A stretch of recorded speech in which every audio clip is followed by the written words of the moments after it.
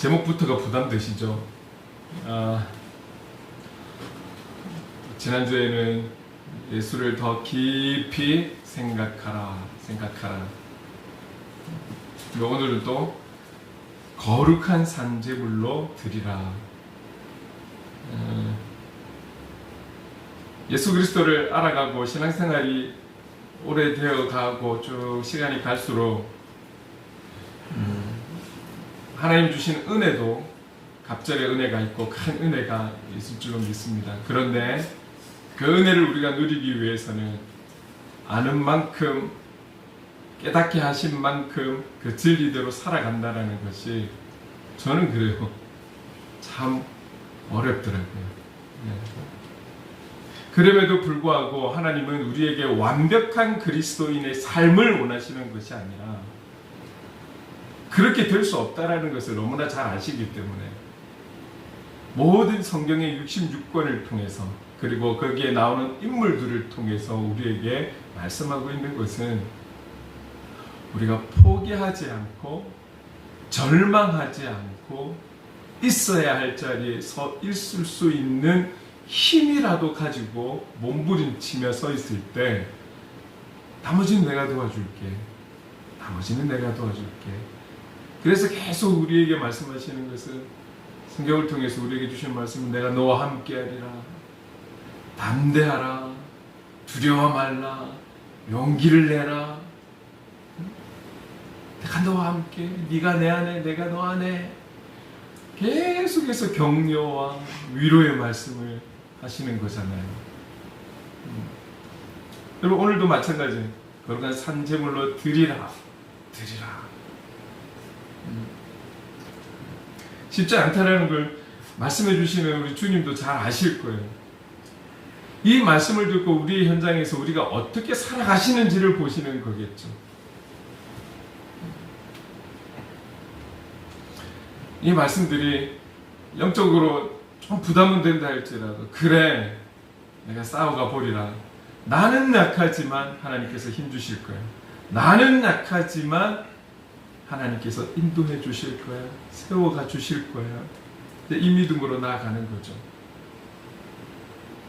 어쩌면 좀 결론적인 것부터가 이야기가 나온지는 모르겠지만 오늘도 이 주시는 말씀을 통해서 나에게 원하시는 것이 무엇인지를 여러분 잘 우리가 한 분 깨달으셨으면 좋겠고 지난주에 예수 그리스도를 예수님을 더 우리의 삶의 현장 속에서 깊이 있게 더 깊게 글쎄요 이 각자마다는 다르겠죠. 그 깊이가 다 똑같지는 않을 거지만 하지만 내가 살아가는 현장에서 내가 지금 갖고 있는 하나님을 향한 그 마음과 열심과 열정 속에서 내가 이해할 수 있는 부분에서 최선을 다해서 그분을 향해 나아가고 고민하고 묵상하고 힘을 써 나갈 때에 그렇게 살아가고 있다라면 오늘 거룩한 산제물로 드리라라는 이 말씀도 분명히 저는 마지막에 가서는 아멘이라는 고백이 나올 거라고 그렇게 믿습니다. 자 그러면 거룩한 산제물로 드리라. 참 축복받을 것이다 뭐 이런 제목이 나오면 더 좋겠지만 그렇죠? 잘 될 것이다. 풀릴 것이다. 형통할 것이다. 축복받을 것이다. 뭐 이런 말씀 이런 제목만 나오면 좋겠지만 사실 거룩한 산제물로 드리라. 이게 나를 향한 말씀 제목이라는 건 아시잖아요 여러분. 그러나 예수 그리스도를 깊이 있게 생각하려고 힘쓰고 고민하고 적용하고 그렇게 그분을 묵상하고 나아가신다면 오늘 말씀에도 결국은 아멘 하실 거예요. 아니 오늘 이 제목만이 아니라 성경 66권에서 우리에게 명령하고 있는 모든 말씀에 대해 아멘 하실 거예요. 자 그러면 오늘 한 절 말씀인데 구체적으로 우리에게 어떻게 말씀하고 있는지 한번 좀 살펴보도록 할게요. 로마서 12장 1절 같이 한번 한 목소리로 다시 한번 읽어봅시다. 시작. 그러므로 형제들아 내가 하나님의 모든 자비하심으로 너희를 권하노니 너희 몸을 하나님이 기뻐하시는 거룩한 산제물로 드리라. 이는 너희가 드릴 영적 예배니라. 아멘. 이 말씀도 워낙에 유명한 말씀이기 때문에 신앙생활을 좀 하신 분들은 많이 외우기도 하셨을 거고 설교도 많이 들으셨을 거예요. 이때 우리 행복을 그리는 교회에 우리 지체들, 저를 비롯한 우리에게 주시는 이 말씀, 왜 이 말씀을 주시는지 같이 한번 나눠보기를 원합니다. 저는 오늘 이 본문으로 세 부분으로 좀 나눠서 함께 좀 말씀을 나누려고 해요. 처음 서두에 보면 이렇게 말씀하고 있죠. 앞에 스크린에 나오는 부분만 한번 읽어볼까요? 시작. 내가 하나님의 모든 자비하심으로 너희를 권하노니. 다시 한번 더. 시작. 내가 하나님의 모든 자비하심으로 너희를 권하노니. 눈을 땡그랗게 뜨고 자, 그래요.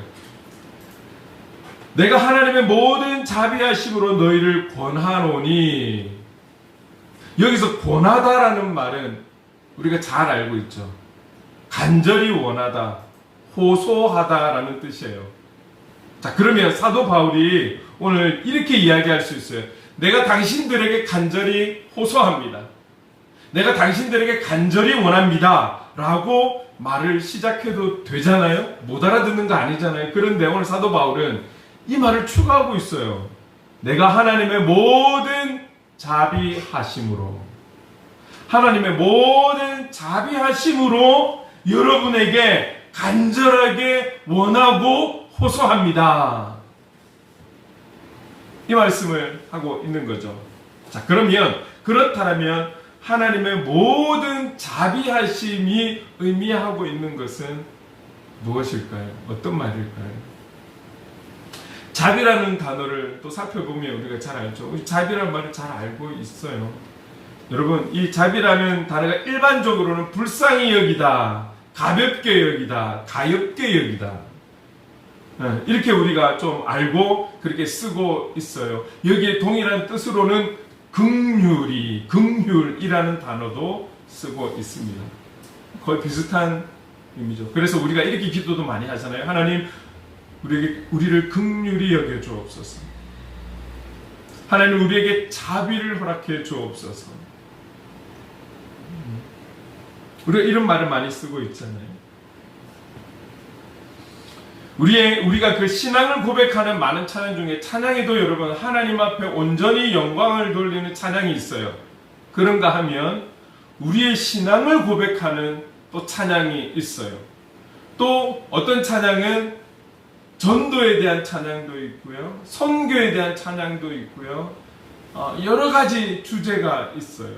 여러분, 그래서 찬송가도 600 몇십 장 이렇게 쭉 있지만 여러분 제일 밑에 보면 부르심, 아니면 찬양, 아니면 예수 그리스도, 은혜, 또 회개, 아주 주제들이 많아요. 그 주제별로 찬송가가 쫙 나와 있어요.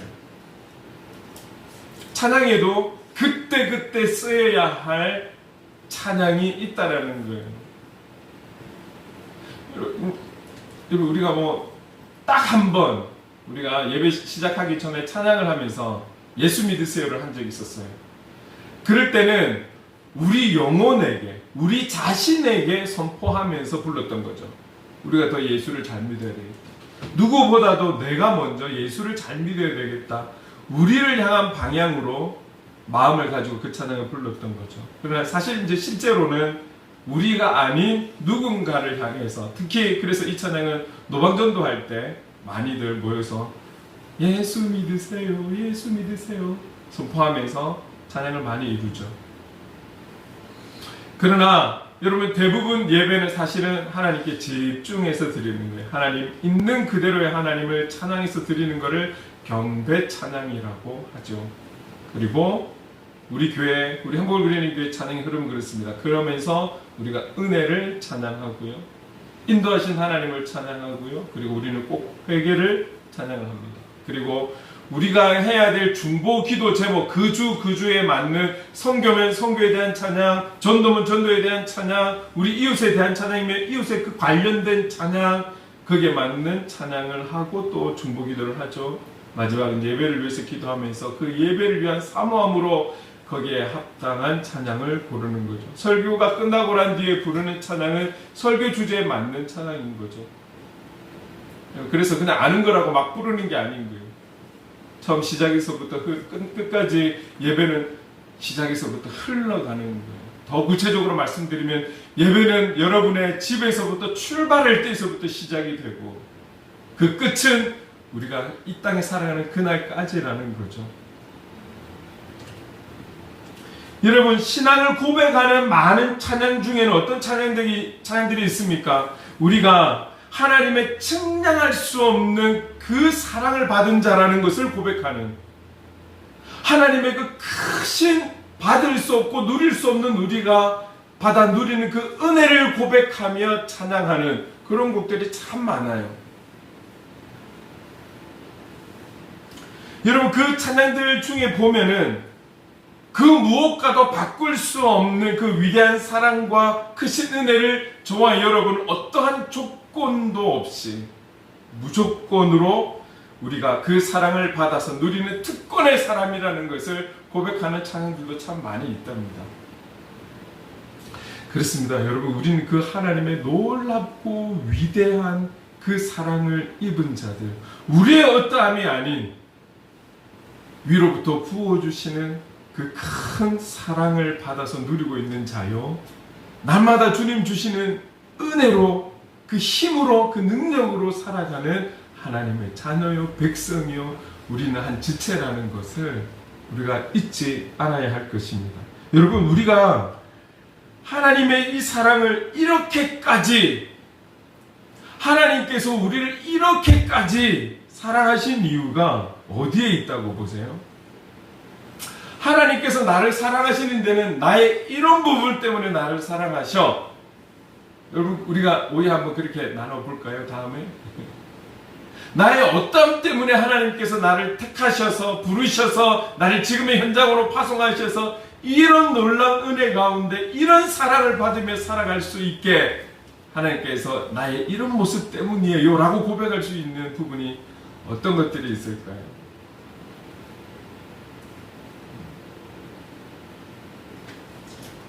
저는 잘 모르겠어요. 저는 여러분의 한 분 한 분의 모든 모습을 다 모르기 때문에 이겁니다 저겁니다 라고 이야기할 수는 없지만, 제가 분명하게 말씀드릴 수 있는 것은 저는 하나님의 그 바다보다 깊고 하늘보다 높은 그 하나님 아버지의 마음을 다 알 수 없고 아주 조금도 알 수 없는 그런 연약한 자이지만, 분명한 것은 오늘 우리가 하나님의 그 은혜와 사랑 속에 살아갈 수 있는 것은 우리의 어떠함이 아니라 하나님의 우리를 향한, 알 수는 없지만 그게 어떤 이유인지는 모르겠지만 그 인류 속에 먼지와 같은 나를 어떤 이유에서 택하셨는지는 잘 모르겠으나 분명한 것은 죄인 될 수밖에 없는 나를 하나님의 놀라운 자비하심, 하나님의 우리가 다 이해할 수 없는 나를 향한 긍휼하심, 그 아버지의 마음으로 인해서 우리가 용서받은 죄인으로 사랑을 받고 은혜를 받고 있다라는 것은 분명하게 말씀드릴 수 있는 것이죠.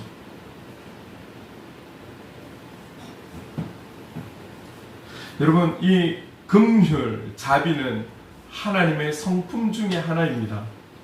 하나님의 성품인 거예요. 하나님만이 가지신 놀라운, 우리가 다 알 수 없는 그 긍휼의 성품을 가지고 계십니다. 우리가 생각하는 그 긍휼과 자비는 비교할 수도 없을 만큼 우리가 용서받은 거 보면 알잖아요.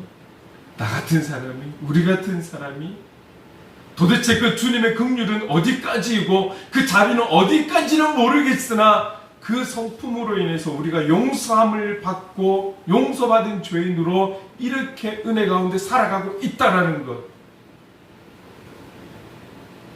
그렇다면 여러분, 그분의 은혜로 살아가는 우리는 그분이 가진 그 성품에 대해서 우리도 이 땅에서 적용하며 살아가야 하는 그리스도인의 삶이 되어야 할 줄로 믿습니다. 여러분 오늘 내가 하나님의 그 긍휼하심을 자비하심을 받아 살아간다면 여러분의 현장 속에서 그 어떤 관계와 일 속에서라도 이 하나님의 성품이 우리를 통해서 드러나고 흘러갈 수 있기를 간절히 소망합니다. 아멘. 결국 우리가 용서받은 것처럼 우리 또한 누군가를 용서하며 살아가자라는 이 이야기죠. 그 용서가, 그 자비가, 그 긍휼이 어디까지인지는 저는 알 수 없지만 관계 속에서, 일 속에서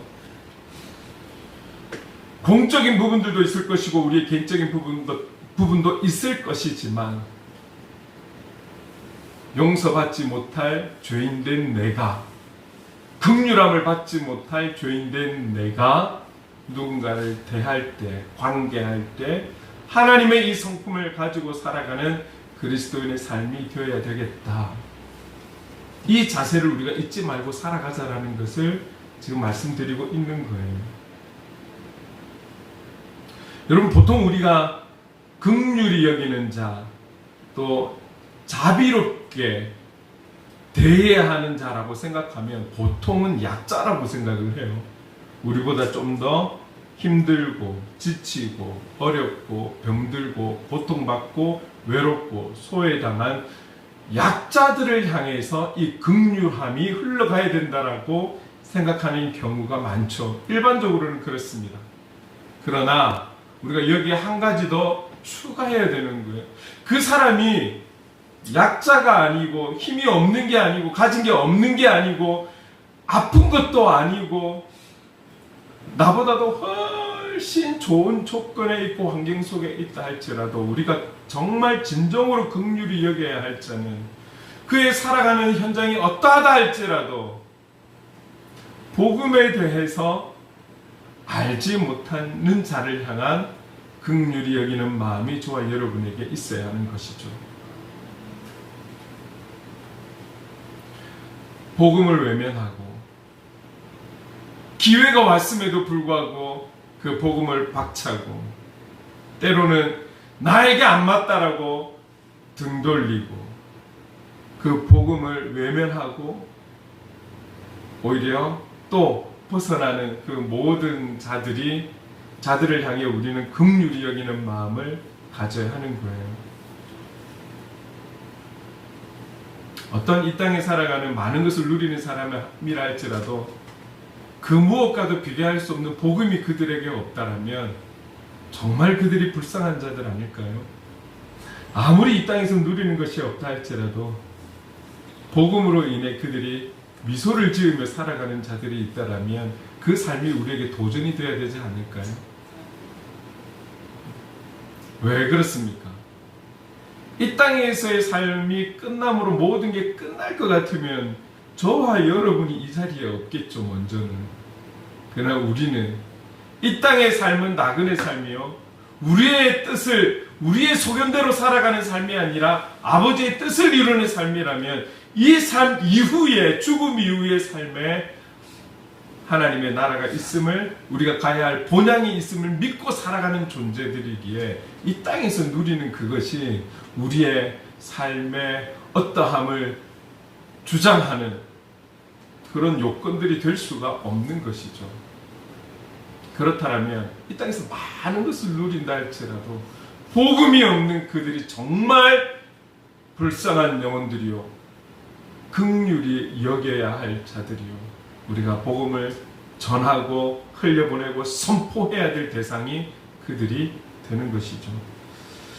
여러분 간절히 원하는 것은 여러분 우리가 조금 누리는 것이 없지만 오늘 우리에게 복음을 허락해 주시고 오늘 우리에게 성경을 주시고 오늘 우리에게 함께 예배할 수 있는 지체들을, 동료들을 허락해 주시고 영적 가족을 허락해 주신 것에 하나님 앞에 감사하며 나아갈 수 있는 저와 여러분 될 수 있기를 간절히 소망합니다. 감사.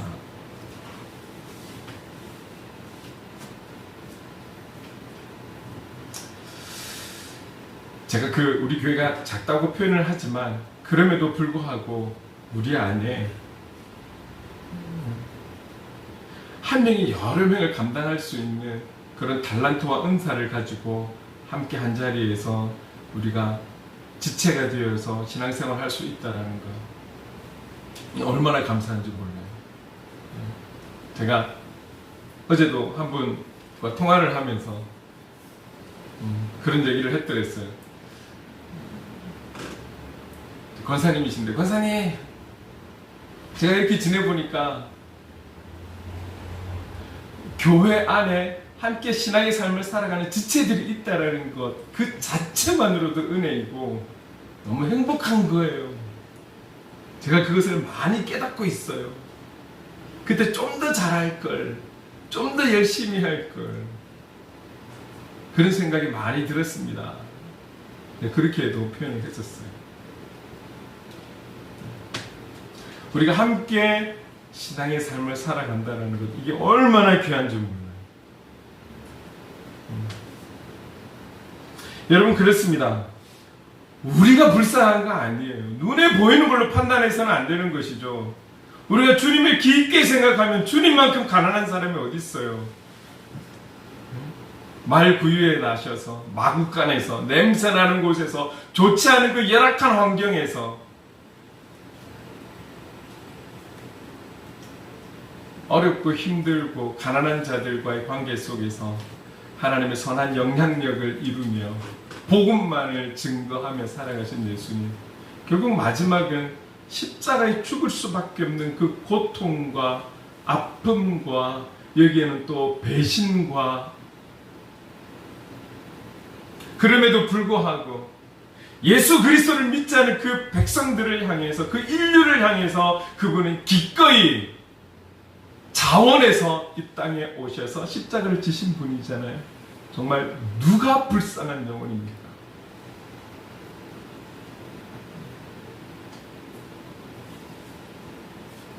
여러분, 조금 전에 우리 불렀던 289장 찬송에 보면 마지막 부분에 이 가사가 있어요. 물밀듯 내 마음에 기쁨이 넘치는 주 예수 내 마음이 오시.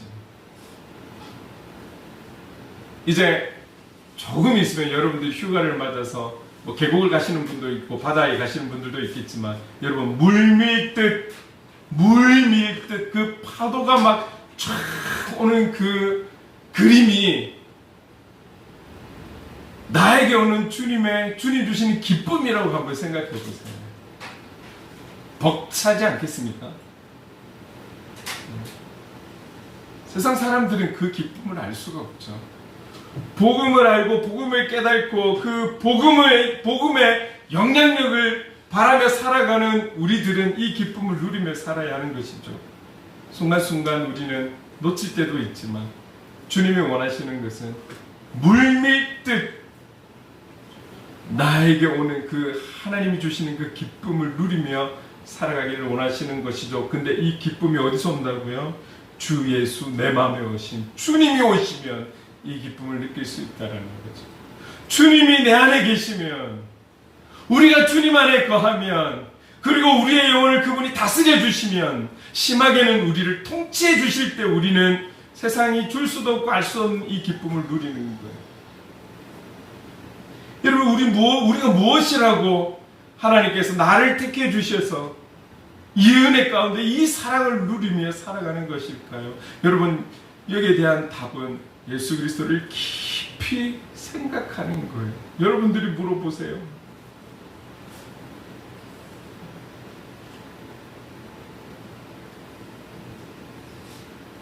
복음을 외면하고 복음을 받아들이지 않고 거부하고 있고 인정하지 못하는 자들을 정말 내가 받은 긍휼과 자비처럼 여러분들이 그들을 향해 기도해 주시면서 더 사랑으로 품어가야 할 그런 영혼들인 거죠.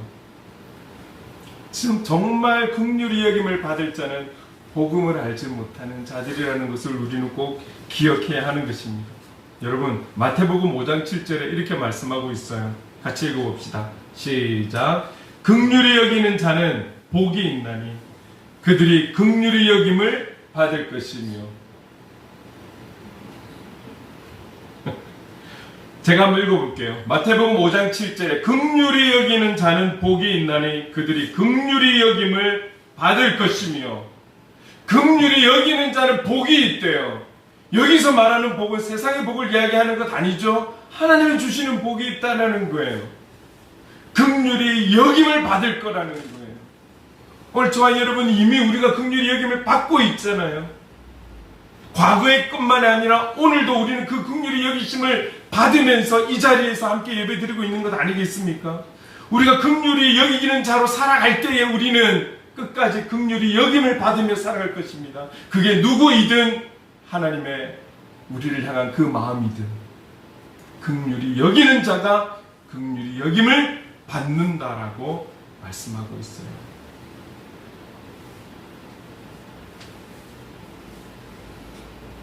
여러분, 우리에게 허락되어진 관계하는 많은 이들을 향해 예수 그리스도의 사랑이 우리를 통해 흘러갈 수 있기를 간절히 소망합니다. 그들과의 관계 속에서 그 영혼들에 대한 또 긍휼히 여기는 마음으로 관계하며 하나님의 나라를 확장해가는 저와 여러분의 현장이 될 수 있기를 간절히 소망합니다. 아멘. 왜 그렇습니까? 잊지 마십시오. 우리는 그 하나님의 긍휼히 여김을 지금도 받고 있다는 사실을. 사도 바울은 하나님의 그 모든 자비하심으로, 그 긍휼하심으로 우리에게 간절하게 호소하고 있습니다. 어떻게 해요? 오늘 본문 중간에 보면 너희 몸을 하나님이 기뻐하시는 거룩한 산제물로 드리라. 너희 몸을 하나님이 기뻐하시는 거룩한 산제물로 드리라. 여러분, 여기서 너희 몸이라고 하는 것은 단지 우리의 육체를 생각할 수도 있어요. 육체. 그러나 여기에 숨어있는 그 단어의 의미는 이거예요. 오늘 저와 여러분이 가지고 있는 그 인격 전체를 형성하는 모든 요소, 저와 여러분의 보이는 것과 보이지 않는 그 모든 부분, 한마디로 전부를 말하고 있는 거예요. 나의 모든 것으로 하나님이 기뻐하시는 거룩한 산제물이 되어라. 여러분 기억하십시오. 하나님은 저와 여러분의 일부분을 원하시는 것 아니에요. 내가 너에게 준 그 달란트 일부분을 나의 영광으로 좀 쓰지 않을래? 내가 너에게 준 그 모든 환경에서 일부분을 나에게 좀 주지 않을래? 내가 너에게 허락한 그 모든 시간에서 일부분을 나에게 좀 주지 않을래? 아니요, 여러분. 주님은 우리의 전부를 원해요. 우리의 전부를 원하시는 거예요. 그만큼 우리를 사랑하시고 우리를 원하시는 분, 그런 우리를 통해서 하나님 나라를 확장해 가기 원하시는 아버지의 뜻하심이 있다라는 것이죠.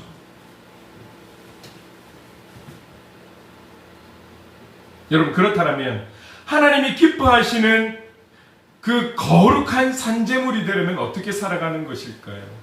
어떻게 살아야 거룩한 산제물로 우리가 살아갈 수 있습니까? 여러분, 구약시대에 제사를 드릴 때 하나님 앞에 드렸던 그 제물은 아주 깨끗하고 순전하고 흠 없는 것으로 구별하여서 하나님 앞에 드렸어요.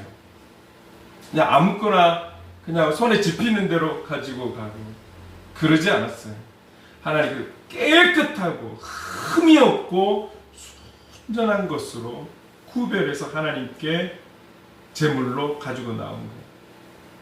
아주 작은 부분으로 이야기를 한다면 이런 게 될 수 있겠죠. 우리 과거에 저도 참 그런 부분들을 못 따라가고 있는데요. 과거에 우리 신앙의 선배님들, 부모님 세대는 제가 알기로는 많이 우리보다 배우지 못했고 누리는 삶을 살지도 못했고 배고픈 삶을 사신 분들이 대부분이었겠지만 그들이 하나님 앞에 예물을 들고 나올 때는 깨끗한 것을 들고 나와요. 그때도 화폐는 있었잖아요. 다림질까지 해가면서 최선을 다해서. 여러분, 그거 좀 뿌개진 거 다림질로 편다고 그 돈 가치가 더 올라가고 떨어지고 그겁니까? 아니잖아요. 그 드리는 그분들의 마음은 어떨까요? 내가 하나님 앞에 정성으로 깨끗게 해서 간다라는 거예요. 좋은 옷, 비싼 옷, 메이크업, 멋진 옷이 아니라 나에게 있는 최선의 단정한 복장으로 하나님 앞에 예배 드리러 가는 거예요.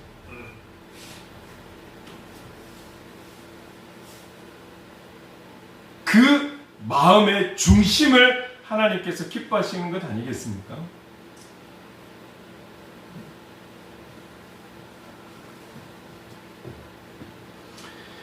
여러분, 거룩한 산제물이 된다라는 것, 눈에 보여지는 이런 우리의 어떠함들, 행함들, 이런 모습부터가 좀 달라져야 되겠지만, 여러분, 우리가 거룩한 삶을 살아가기 위해서 신경을 써야 되는 아주 중요한 한 부분도 있습니다. 그것이 어떤 것이냐면 영적 전쟁이라는 거예요.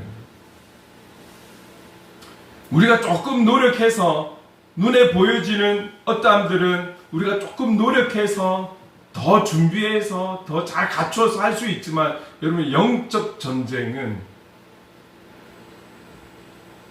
흔하게 쓰는 단어도 아니지만 우리 자신의 어떤 능력과 힘만 가지고는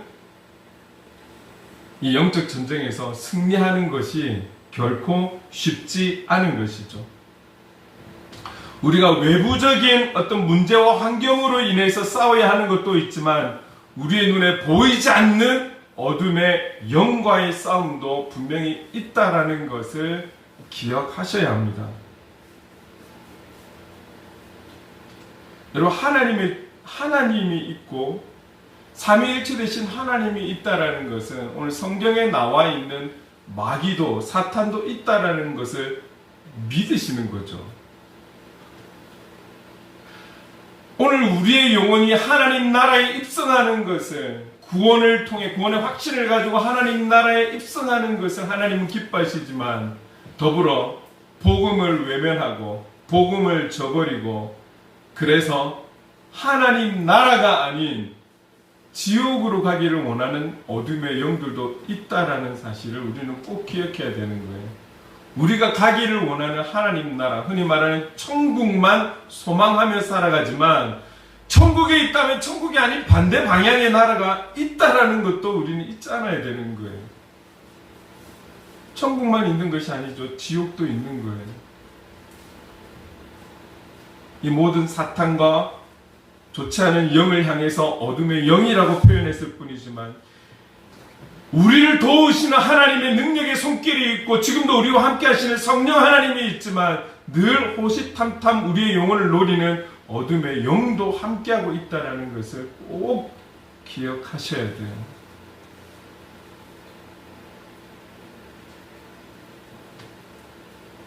그래서 저 같은 경우에는 주말을 상당히 조심해요.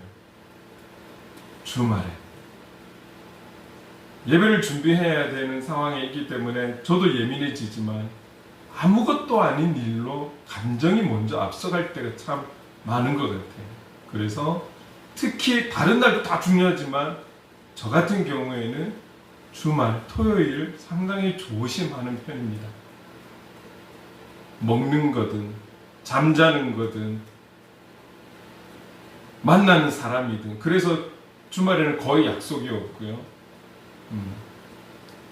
조그마한 신경전을 펼칠 일도 상당히 조심하는 편이고, 모든 부분에 매사에 하는 편이죠.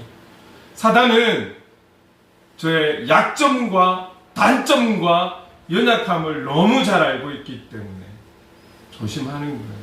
근데 여기에 항상 유혹이 될 때가 많고, 여기에 젖어들 때가 또 많더라고요, 보니까.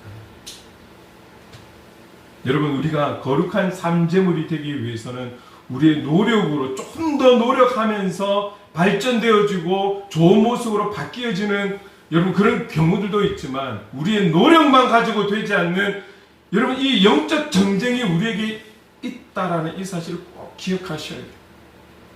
여러분들이 현장으로 나아가는 것을 왜 항상 이렇게 긴장하면서 여러분에게 선포하고 삶의 예배자를 강조하면서 주일 예배에 온 힘을 다 쓰냐면, 여러분들은 세상 속으로 나가기 때문에 그렇습니다.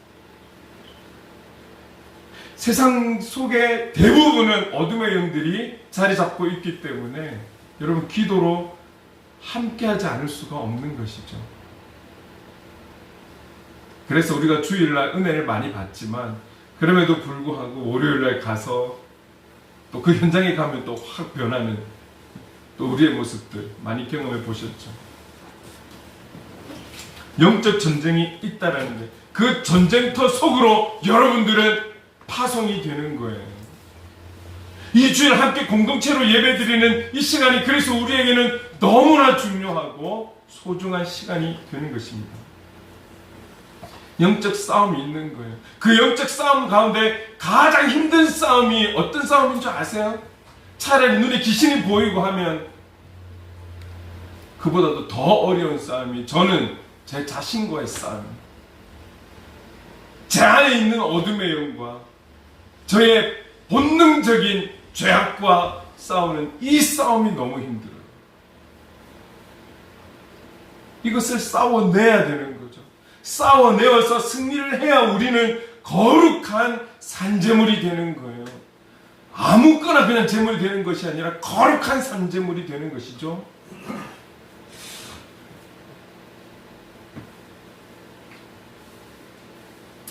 여러분, 왜 우리가 이렇게까지 몸부림치며 거룩한 산제물이 되기 위해 말씀을 봐야 되고 하나님의 시선도 해야 되고 기도를 해야 되고 성경을 보아야 되고 왜 이렇게 우리가 노력을 해야 되는 것입니까? 그것은 오늘 본문 뒷부분에 이렇게 말씀하고 있어요. 왜 우리가 그렇게 살아가야 하느냐? 그것은 이는 너희가 드릴 영적 예배니라. 이는 너희가 드릴 영적 예배니라. 이 이유 때문에 우리가 거룩한 산제물이 되어 살아가야 한다라는 것이죠. 여러분, 세상 속은 조금 전에 말씀드린 것과 같이 영적인 전쟁터 안으로 여러분들이 들어가는 거예요. 얼마나 위험한 곳으로 들어갑니까? 그것도 나 홀로 눈에 보이지 않는 하나님과 함께 들어가요. 얼마나 많은 일들이 생깁니까? 생각지 못한 일들이 생기고 방해꾼들이 생기고 관계가 흐트러지고 내 마음도 그 중심을 잡지 못할 때도 많고 얼마나 갈등이 되고 힘듭니까? 지칩니까? 피곤합니까? 그래서 여러분, 우리가 거룩한 산제물이 되어서 나아가야 하는 거예요. 그냥 한번 내가 충만함을 받았다라고 해서 힘있게 룰루랄라 하고 세상 속으로 나아가는 것이 아니라 매 순간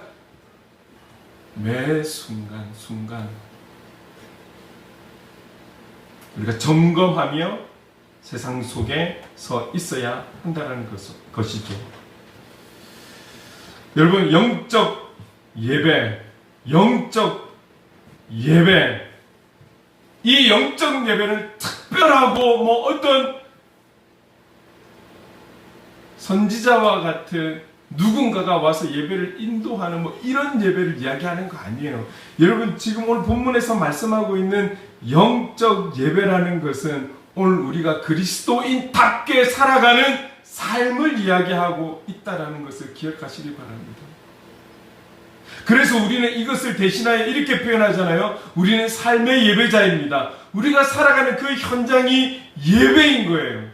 예배 현장인 것이죠. 여기에 참다운 예배자로 살아가는 그런 삶의 예배자로 서 있는 것, 이것이 바로 영적 예배 안에 있는 것이고, 그렇게 삶의 예배자로 살아가기에 몸부림치며 살아가는 삶이, 여러분, 그것이 바로 거룩한 산제물이 되어 드리는 삶이라는 것을 우리가 꼭 기억을 해야 합니다.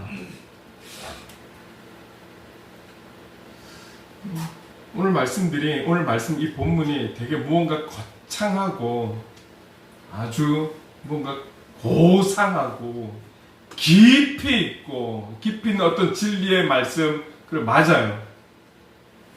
그러나 이 말씀 한 절은 늘 우리가 기억하고 새기기 위해 우리가 삶의 예배자가 됩시다. 오늘 공동체 예배를 통해 은혜를 받고 삶의 현장으로 나아가 그 현장에서 참된 예배자로 살아가는 삶의 예배자가 됩시다. 오늘 이 주장이 바로 오늘 우리에게 주시는 말씀이라는 거죠.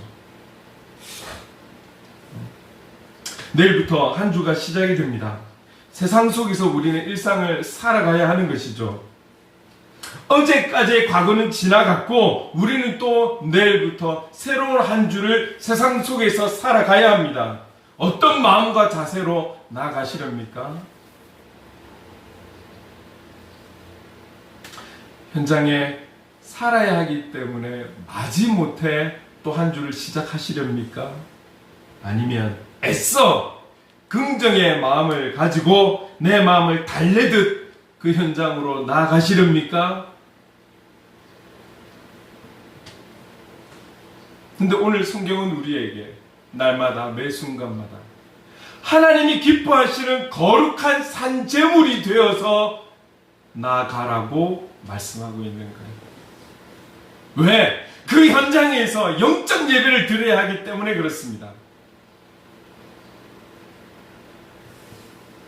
그 현장에서 삶의 예배자로 살아가야 하기 때문에 오늘 우리는 매일매일 매 순간순간을 우리를 거룩한 산제물이 되어 하나님 앞에 전부를 드리며 맡기며 의탁하며 살아가는 삶이 될 때에 이 영적 예배가 드려질 수 있고 삶의 예배자로 살아갈 수 있게 되는 것입니다. 그래서 하나님은 우리의 일부를 원하시는 것이 아니라 우리의 전부를 원하시는 거예요. 한 부분만이 아니라 우리의 모든 것을 원하신다라는 것이죠. 여러분, 우리의 전부를 하나님 앞에 드린다라는 것이 말처럼 쉬운 것은 아니지만 그렇게 날마다 매 순간마다 살아가기를 그 순간마다 우리 결단하며 나아갑시다. 그 순간마다 예수 그리스도를 더 깊게 생각하며 예수님이라면 어떻게 하실까를 우리가 생각하며 나아간다라면 그 나머지는 우리가 아닌 하나님의 능력의 손이 함께 하셔서 오늘 우리를 삶의 예배자로 세워가실 줄로 믿습니다. 그분과 함께하지 아니하고 그분의 도우심이 없고 그 도우심을 바라며 우리의 전부를 온전히 맡기지 않는다라면 우리는 영적 예배에서 승리할 수가 없습니다. 아무것도 모르는 양이 자기의 목자를 향해서 100% 믿고 따르는 그 양의 걸음처럼 저와 여러분도 이제 시작되는 또 이 한 주를 온전히 주님 앞에 모든 것을 맡기고 의지하고 의탁하여서 하나님 주시는 그 은혜와 그 사랑을 기억하며 여러분 현장으로 기쁨으로 나아갈 수 있는 우리의 현장이 될 수 있기를 간절히 소망합니다. 그렇게 나갈 때에 우리는 매일매일을 영적 예배로 나아갈 수 있다는 것이죠. 매일매일 함께 기도하고 예배하며 함께 영적 전쟁을 치르며 하루하루 주님 부르시는 그날까지 우리가 몸부림치면서 거룩한 산제물로 삶의 예배자로 살아갈 것을 결단하는 저와 여러분 될 수 있기를 주님의 이름으로 축원합니다. 아멘. 여러 가지 상황들이 시대적으로 우리 국가적으로 여러 가지 기독교를 보아도 위기 속에 있는 것은 맞지만 그 위기 때에 하나님은 더욱 적극적으로 함께 해주시고 우리를 세워가 주실 줄로 저는 믿습니다. 저와 여러분의 이 부산 땅 안에서 살아가는 그 현장이 녹록지 않지만 그러나 우리가 그럴수록 우리가 주님 앞에 더 거룩한 산제물이 되어서 드리기에 우리 자신을 드리기에 힘쓰고 그분의 은혜와 사랑 속에 나아갈 때에 오히려 지금 세상이 우리에게 줄 수 없는 큰 기쁨들, 은혜들, 감사들을 우리에게 부어주실 줄로 믿습니다. 이 한 주도 밝게 웃을 수 있는 영혼의 미소를 지으며 살아갈 수 있는 마음의 평안을 누리며 살아갈 수 한 주 될 수 있기를 주님의 이름으로 축원합니다.